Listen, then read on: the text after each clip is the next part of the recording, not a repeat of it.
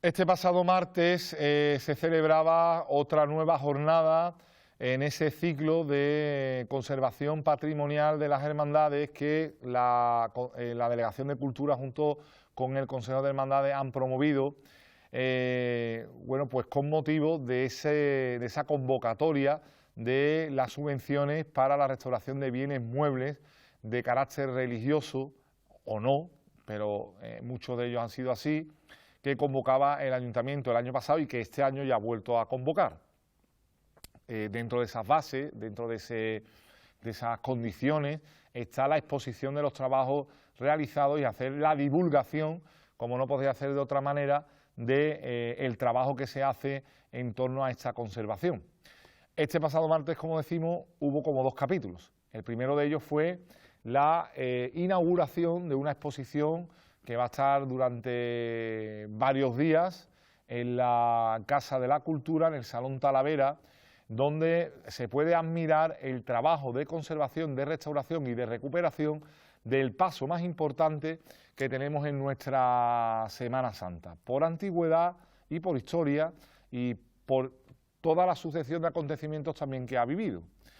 Eso fue la primera parte. La segunda parte fue, ya en el Museo de las Hermandades, la conferencia en dos capítulos que hizo Alejandro Redondo, el conservador, por otra parte, que ha hecho posible este trabajo. En primer lugar, vamos a escuchar al hermano mayor, al comisionado de la hermandad, a Juan Troncoso Mediano, que nos atendía en directo, en nuestro espacio directo a la tarde, este pasado martes, y nos hablaba de la importancia del paso de la exposición que estaba a punto de inaugurarse. Nosotros nos colamos antes que nadie para ver cómo había quedado, cuál era el resultado del paso del triunfo de la Santa Cruz, el paso de la Canina.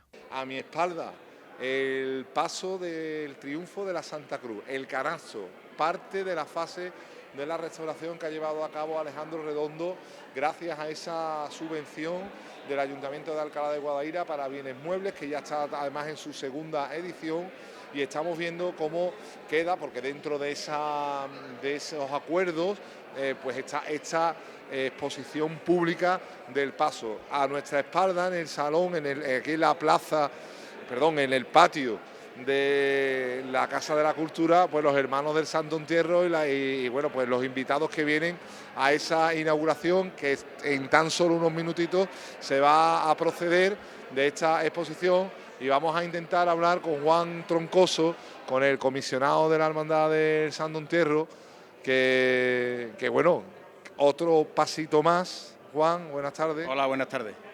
Que es esta exposición de la restauración del paso, que tiene tantísima historia como es este paso del triunfo de la Santa Cruz. Sí, es la culminación de un sueño de muchos hermanos de la hermandad, porque como todos sabéis estamos inmersos en la restauración del paso, en la recuperación del dorado del paso del Señor, y el ayuntamiento pues nos brindó la oportunidad de poder ejecutar esta acción conservativa, y la verdad es que estamos muy contentos y muy orgullosos de poder poner en valor yo creo que la gran joya escondida de la Semana Santa de Alcalá. Ya te estamos viendo ahí en uno de los paneles. En este paso ha estado bueno, el Cristo de las Penas de la Estrella, Cristo del Calvario, se coronó la Divina Pastora, Cristo de la Salud y Buen Viaje de San Esteban. Bueno, hasta que llegó aquí a Alcalá a finales del siglo XX, en 1982, que también además acogió una procesión extraordinaria de la Virgen de la Soledad, o sea que la Soledad también ha procesionado en este paso, San Juan Bosco, la Virgen del Carmen, en fin. Y vamos a ponerlo aquí en esto para que se vea perfectamente que lo que estamos hablando está aquí perfectamente documentado. Juan, esto es un capítulo más en la historia de este paso. Yo espero que no sea el capítulo final, pero sí es un capítulo de los más importantes de los que ha vivido el paso, ¿no? O sea, el paso ha tenido, como tú has comentado, mucha historia, tiene mucha historia, ha pasado por muchas vicisitudes y estaba en un momento crítico de conservación, ¿no? Yo creo que va a resurgir de su propia historia y lo va a poner en valor su propia historia, y yo creo que debemos de estar orgullosos como hermandad y como pueblo el poder tener entre nosotros una joya como esta. Además, hecho también en Alcalá por Alejandro Redondo, que bueno, por todos conocido, y que tiene esa faceta de restauración de conservación que está poniendo ahora en muchas piezas de Alcalá de Guadaira y que sobre todo en este paso se ha dejado el alma, porque esto tenía telita. Sí, no, Alejandro, como ya todos sabéis, como nosotros nos gusta decir, es el médico de cabecera de nuestras imágenes, de nuestros titulares. Ha tenido entre sus manos pues la imagen de nuestra madre, ha tenido en sus manos la imagen de nuestro Señor, restauró las imágenes de las Marías y de San Juan, y ahora ha culminado una labor de conservación ingente. O sea, los que hemos estado alrededor suya sabemos las horas de trabajo que tiene lo que ha hecho, él y el equipo que lo ha acompañado. Sabemos los desvelos, las largas horas de conversación que hemos mantenido ambos acerca de esta restauración, porque no es... vamos a chocar con lo que siempre se entiende que es la restauración de un paso dorado. O sea, nosotros entendemos que restaurar un paso dorado es quitar el oro viejo y poner el oro nuevo. En este caso no, en este caso teníamos que mantener el oro viejo, el oro original, porque ahí es donde está la historia del paso, ¿no? Ese oro es el que brilló en la tarde del Domingo de Ramos cuando salió el Señor de las Penas, es el que iluminó a la pastora de Capuchino cuando se coronó y es el que nos rodea todos los Viernes Santos, ¿no? Entonces ese es el oro que había que recuperar, se ha recuperado y ahora lo que toca es ponerlo en valor. Porque el paso estaba en muy mal estado. El paso estaba muy mal estado, el paso ha sufrido mucho por la conservación, porque no es hasta ahora no tenemos la costumbre, o no hemos tenido todos la costumbre de saber custodiar este tipo de enseres. Han estado en almacenes que no siempre son los más adecuados, con conservaciones que no siempre las más adecuadas, sufren la intemperie, sufren la humedad, sufren mojadas, Entonces el paso estaba en un proceso, en un momento crítico de conservación, que una vez más, repito, gracias a la intervención y gracias a la subvención del ayuntamiento lo hemos podido recuperar. ¿Y cuál es la siguiente fase ahora con el paso? Porque es verdad que recordamos que en la Semana Santa ya llevamos marcos, se han sustituido los respiraderos que venían, que no eran los originales del paso. ¿Cuál va a ser el siguiente capítulo? Nosotros en esta exposición lo que hemos querido poner en valor es lo que se ha restaurado. O sea, aquí solamente está en aquello en lo que se ha intervenido. A partir de ahora lo que le toca a la hermandad es recuperar la imagen que tenía ese paso cuando se construyó, cuando se diseñó por la Hermandad del Calvario. Se van a recuperar las celosías centrales donde van donde están estos paneles negros ahora mismo, se recuperarán las celosías que obviamente irán dorados en acorde con el resto del paso. Los respiraderos también recuperar las celosías, se van a rediseñar los candelabros para que sean de estilo neogótico, al igual que el resto del paso, para darle el conjunto que tenía en su momento, que tenía originalmente, porque además ese es el compromiso que ha adquirido la hermandad con el ayuntamiento. O sea que esto se conserva, lo que queda, lo que era, tal como conocemos, y además se va a reintegrar y se va a llevar al origen, ¿no? A las imágenes que tenemos en ese panel que está detrás. En este panel que tenemos aquí, que es donde se ve exactamente. Recuperar la imagen que tiene con el Señor de las Penas, efectivamente. Efectivamente, así aproximadamente. Bueno, pues ya, como quede en un futuro no muy lejano. Solo ver esto, la historia que tiene el paso es impresionante. Impresionante, o sea, cuando a mí hace 5 años la hermandad de Capuchino, de la pastora de Capuchino, nos pidió el paso para montar el altar para la celebración del centenario de la Virgen, yo creo que fue un antes y un después en poner en valor el paso, ¿no? Luego participó en la exposición del Círculo Mercantil, tanto con la hermandad como con la Hermandad del Santo Entierro de Sevilla, y yo creo que a partir de ahí pues hemos puesto en valor una joya que, repito, estaba un poco en entredicho dentro de la Semana Santa de Alcalá. La verdad es que bueno, pues esto va a quedar aquí para la historia. Dani, nosotros creo que vamos a tener que, porque es que estamos a punto de que se inaugure, estamos aquí dentro anticipando la exposición prácticamente, porque todavía no está inaugurada. La exposición se va a inaugurar, yo creo que nada más que nosotros acabemos. Si quieres aguantamos un poquito más la conexión, pero después a las 8 de la tarde va a tener lugar la conferencia de Alejandro Redondo. Por eso está por aquí Alejandro, pero no lo hemos cogido porque después vamos a hablar con él justo antes de la conferencia en el museo, que es donde también se está llevando pues toda esta jornada que junto con el Ayuntamiento de Alcalá y el Consejo de Hermandades han hecho alrededor de la conservación del patrimonio. Por supuesto, no podía faltar el paso del triunfo de la Santa Cruz, que ha sido, digamos, la pieza de más enjundia, ¿no? Digamos, vimos también hace muy poquito, bueno, pues la recuperación de 2 imágenes excepcionales que están todavía en la sala religiosa del museo. En definitiva, bueno, pues vamos a seguir durante varias semanas todavía disfrutando de esta actividad y sobre todo de la recuperación de un tesoro que tenemos que sentir como nuestro, todos los alcalareños, todos los cofrades, además de la Hermandad de Santo Entierro, que es la responsable, la cuidadora, por decirlo de alguna manera, la depositaria de la historia de este paso, pero que es un patrimonio de Alcalá. Hemos adquirido una responsabilidad con esta conservación y esperemos estar a la altura de ella. Pues nada, enseguida nosotros nos vamos a ir saliendo del Salón Talavera para que se puedan comenzar ya el acto de inauguración. Como decimos, aquí está el paso de la Santa Cruz, el conocido paso de la Canina, evidentemente, que también tiene esa simbología pues teológica de una carga tan potente. Cuando se explica realmente lo que significa, va más allá de ese esqueleto meditabundo, ¿no?, que sale cada tarde del Viernes Santo. Y bueno, por aquí está ya Paco Mantecón, el hombre nos tiene ahí esperando para que comience la inauguración enseguida de esta exposición, de esta joya que vemos a mi espalda y que debe ser orgullo de todos los alcalareños. Como decimos, después de esto, después de la inauguración, pues nos fuimos todos al Museo de las Hermandades, cruzamos el Parque Centro, al Museo de la Ciudad. El Museo de las Hermandades ahora mismo está complicado, ¿no?, que se puedan hacer cosas allí con la obra de la calle Nuestra Señora del Águila. Al Museo de la Ciudad, cruzando el Parque Centro, y allí Alejandro Redondo abordó en 2 capítulos la conferencia, la intervención primero del paso, una conservación, digamos, reactiva, una conservación como reacción al deterioro que tenía este paso, y posteriormente también hizo una conferencia muy amena, además muy interesante, de conservación preventiva, qué deberían hacer las hermandades, cómo deberían actuar para conservar mejor el patrimonio y para tener esa conciencia. Antes de todo esto nos atendió también en nuestro espacio, vamos a escuchar al protagonista Alejandro Redondo hablando con nosotros y ahora vamos a ver también un resumen de esa conferencia tan interesante que ofreció. Hemos estado hace un ratito en la inauguración de la exposición del paso del triunfo de la Santa Cruz de la Hermandad de Santo Entierro, y dentro de este ciclo de las jornadas de conservación, pues ahora a continuación, sino que aquí en el Museo de la Ciudad hemos atravesado el Parque Centro. Alejandro Redondo, que ha sido el autor de esa restauración, pues va a hacer una conferencia.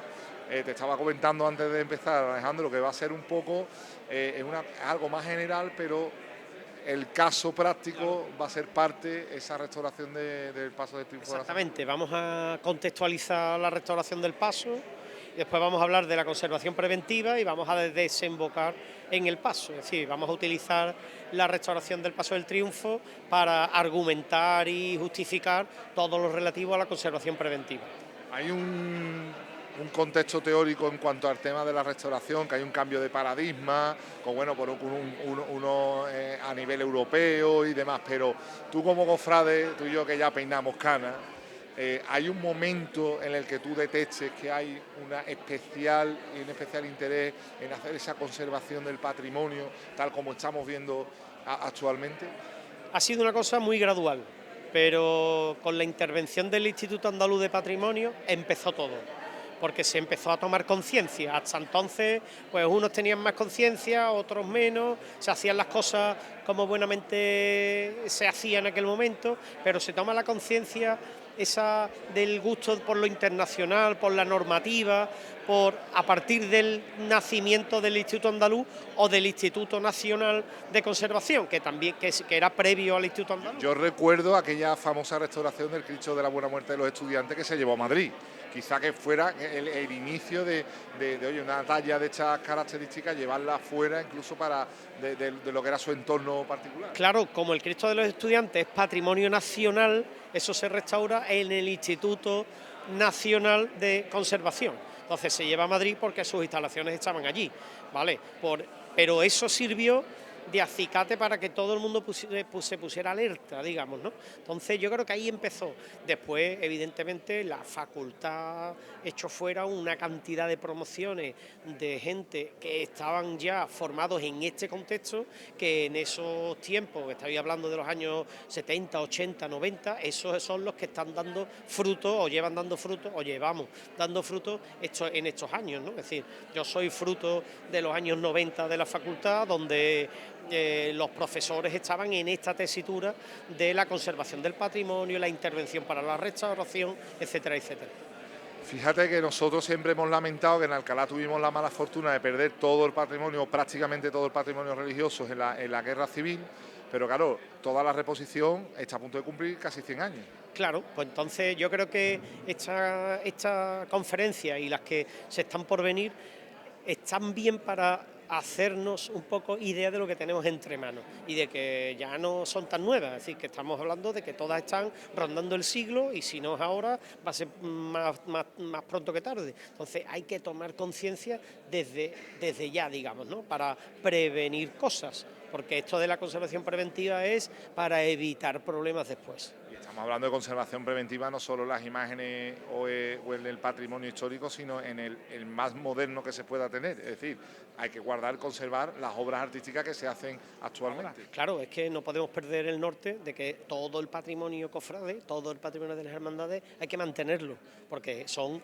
digamos, el sustento de todas las acciones que hace la hermandad. Entonces, si perdemos ese patrimonio, la hermandad se va quedando coja en las cosas que tiene que hacer. Entonces, ahí nace, digamos, el interés de esta charla. Pues muchas gracias, Alejandro, te dejamos aquí porque prácticamente nos están esperando a nosotros. Sí, verdad que sí, 1.000.000 de gracias. Gracias, Alejandro. Bueno, pues enseguida va a comenzar esta conferencia, el patrimonio cofrade hacia la conservación preventiva, pautas y actuaciones. Evidentemente el paso del triunfo de la Santa Cruz va a tener mucho protagonismo porque ha sido el objeto de la exposición que estamos teniendo y bueno, pues a partir de ahora vamos a estar también atentos, vamos a grabar íntegramente también esta conferencia para también poderla retransmitir, ponerla en nuestra programación en los próximos días y poder conocer de primera mano, bueno, cómo ha sido. Así. Ahí estaba Alejandro justo antes de la conferencia y aquí algunos de los pasajes más interesantes a nuestro juicio de lo que pudimos escuchar de esta conferencia que podrán ver íntegramente este fin de semana en nuestra programación. Así que bueno, pues queda ahí este resumen y ahora vamos a seguir comentándoles más cositas. A la izquierda tienen ustedes el paso que hemos estado viendo durante todos estos años, hasta ya el año pasado, y a la la derecha tienen ustedes el paso, la imagen del paso a la que vamos, ¿vale? Con la incorporación de la celosía, con la realización de los respiraderos y con la eliminación de los falsos históricos que a la izquierda están y que a la derecha no. Esas piezas que estaban allí en la vitrina y demás, ¿vale? La idea es devolverlo, entre comillas, a su estado original, ¿vale?